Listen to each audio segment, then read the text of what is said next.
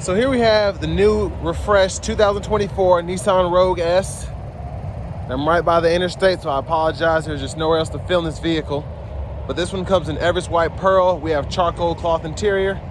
And then our powertrain, we get that 1.5 liter turbocharged 3-cylinder engine, made it to the Xtronic CVT. That gives us 201 horsepower, 225 pound-feet of torque, and just very slight adjustments, kind of like the Sentra for this model year. As we get to the front end here, the biggest change is going to be this grille. That can kind of help you distinguish between that and an older body style one, but LED headlamps, LED daytime running lights. Like the Sentra, I do like how they refresh this, because you really can't tell unless you see it next to an older body style one, and then you're like, oh, that's what's different. But I like how they did the refresh. It does make it look a bit better. Down here we have 17-inch alloy wheels. Now with this one being the S, we don't get a lot of stuff, so no passive keyless entry. We have the power door lock controls here, power mirror controls. We do get one-touch automatic up and down for the driver's side window, and then just regular power windows. Rear window lock there, bottle holder, auto stop toggle. I like how they put that there. That's neat. I haven't noticed that before. I think that's new. And then for the steering wheel, even in the S, you do get the manual tilt telescope. But for the driver's seat, manual, so we can pump the seat up, down. Seat back can be controlled there. Seat bottom, just pull up on that bar here. And then underneath, we do get a nice storage pocket there. But I have that seat up front adjusted for someone of my size, being 6'3" with longer legs. So we're gonna check out this rear seat room. And a big shout out to Nissan of Cool Springs for allowing me to review this Rogue S today. I'll leave a link below in the description. But sitting behind myself in the back seat, pretty fantastic space here. Again, 6'3", have the seat up front adjusted. And the headroom is phenomenal. I'm very impressed by that. And the legroom is very good as well. So the Rogue has always kind of been like that since it got its redesign, but for some reason it just feels better back here. Rear AC vents, storage, seat back pocket there. And this is impressive for this to be the S trim. We do have the bottle holders that come down from the middle seat. Let's go ahead and make our way towards the back of the vehicle.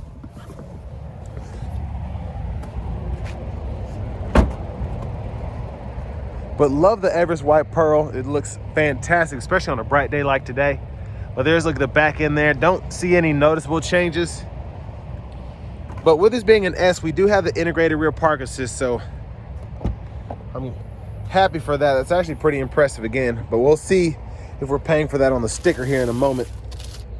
Now, behind the second row, we do have quite a bit of space, as you can see. And then we have the side pocket here.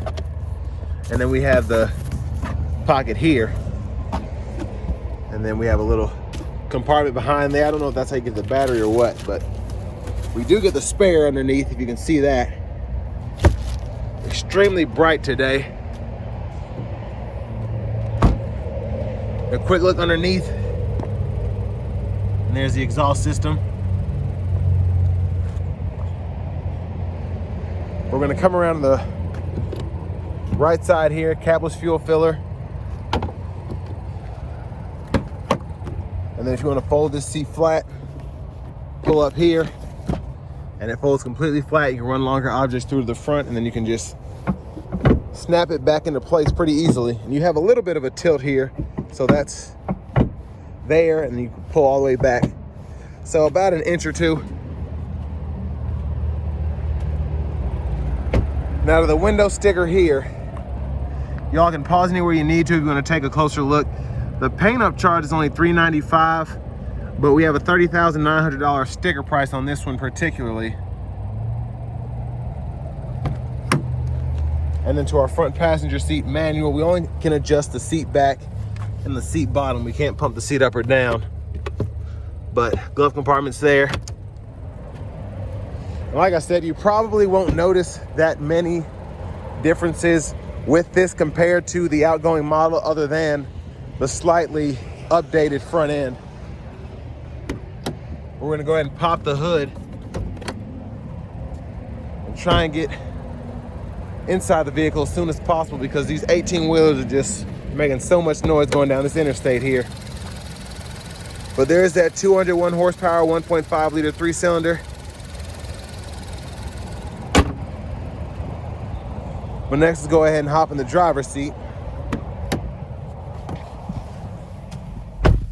So here we have the steering wheel here. It's a hard vinyl, but I do like that they still gave you that flat bottom feel there. There's the horn. Now over here to this audio system, I believe this is an 8-inch screen, and we do get AM, FM, and XM radio along with Bluetooth audio, and then we have Apple CarPlay, Android Auto compatibility. Still don't think that's wireless for the 24 model, at least not in this S trim. I don't know if they updated the radio on the higher trims. I'll try and get one of those done as soon as possible, but same radio that we're used to from Nissan in general on these lower vehicles. Volume can be adjusted, click to turn the audio off, tune knob, click there to adjust the treble, bass, all of that. Backup cameras there. We do have the guidelines that follow you to turn the steering wheel. Picture's okay, I've seen better, but again, this is the S, so everything's pretty good overall. And if you want to go in here, you can change your units, language, and all of that in the settings. Now down here, we do get single zone manual climate control, so excuse me. Temperature can be adjusted here, fan direction, we have buttons, and then fan speed is right there. We can cut the whole system off by turning it all the way to the left. 2 USB-C ports. So I don't know if that was in the 23 model, if there was an A and a C, so we have 2 C's only, so 12 volt. Then for the shifter, pull down for drive, tap for manual, tap up for neutral, or excuse me, hold up for neutral, and then pull all the way up for reverse when your finger's on that button, then press P for park. Electronic parking brake, pull up to engage, hit the brake, press down and disengage, auto hold there, bottle holders are there, your drive modes can be adjusted here. So I'm gonna see if I can pull that up. We have sport, standard, eco, and then the center console cubby space. Sunglasses holders here, lights there, and there's a view of the back seat from up here. And then there's your vanity mirror there. I don't believe there's a light there. Now back to the steering wheel behind. We do have the paddle shifters, so if you want to use those, you can. Auto high beam toggle is here.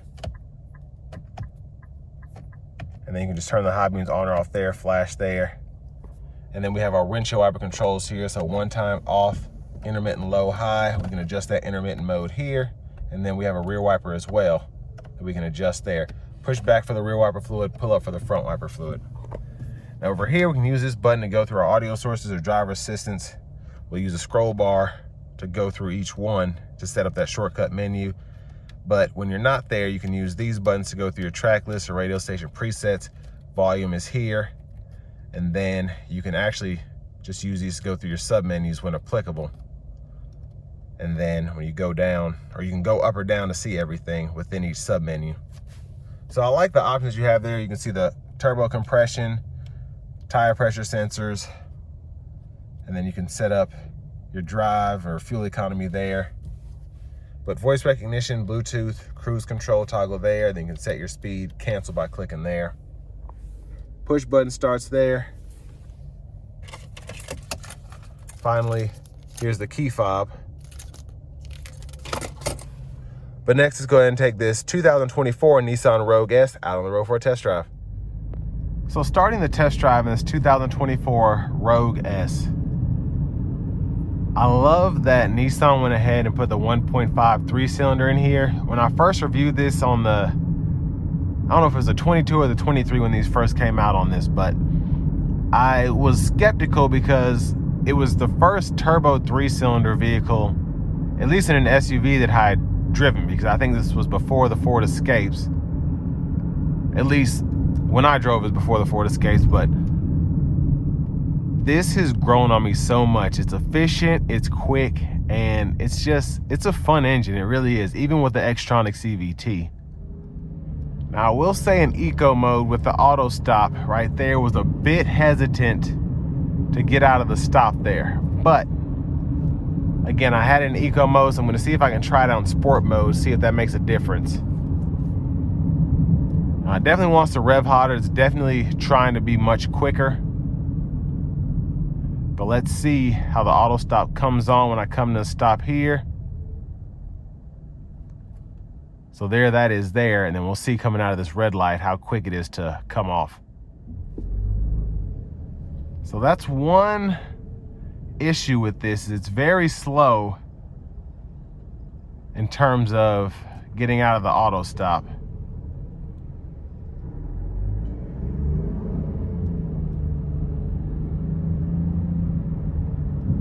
But the vehicle itself is definitely quite peppy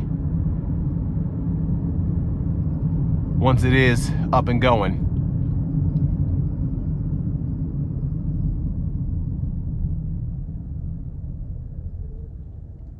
Now we do have the paddle shifters here, which are pretty nice. I tested them out a little bit before I started the video.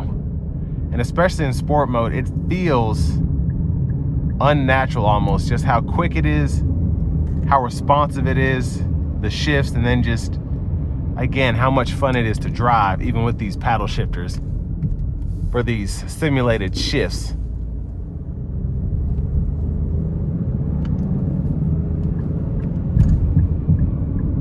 I'm gonna try and give it some gas getting on the interstate here.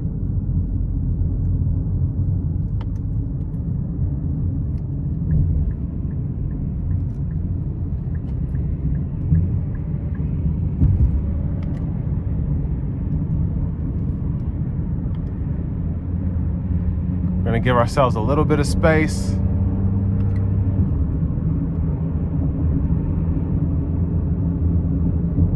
And we'll give it a good pull in this lane here.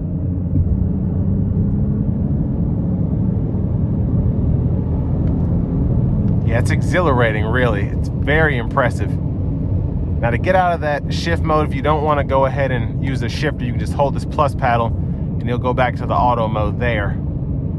But pretty impressive in terms of the ride quality so far.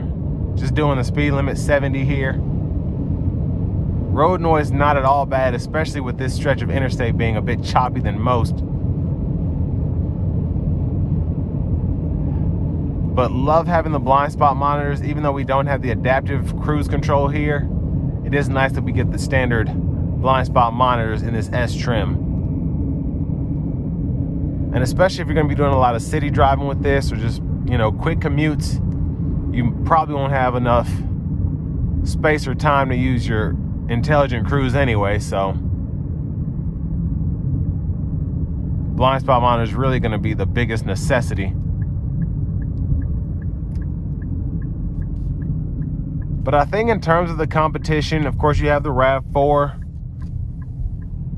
the Honda CR-V, and then Chevy's Equinox, Ford Escape. I'm sure I'm missing a couple, but this one for me is just the most fun to drive, just in terms of having a turbocharged 3-cylinder, 225 pound-feet of torque, and then you get the best of both worlds with having up to 37 miles per gallon highway. But with that being said, this will bring me to the end of my review of this 2024 Nissan Rogue S.